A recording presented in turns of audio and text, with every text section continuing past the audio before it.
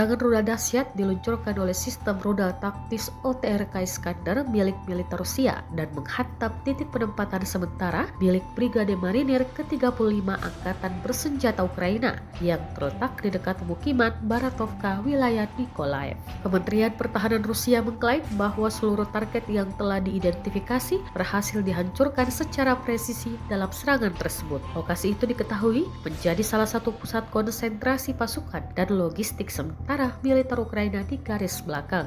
Rekaman momen serangan rudal tersebut diunggah melalui kanal resmi Telegram Kementerian Pertahanan Rusia pada Kamis, 10 Juli 2025, memperlihatkan ledakan masif dan kehancuran total di area yang menjadi sasaran. Serangan ini menjadi bagian dari kampanye serangan presisi tinggi Rusia terhadap fasilitas militer dan logistik Ukraina, terutama di wilayah selatan negara tersebut.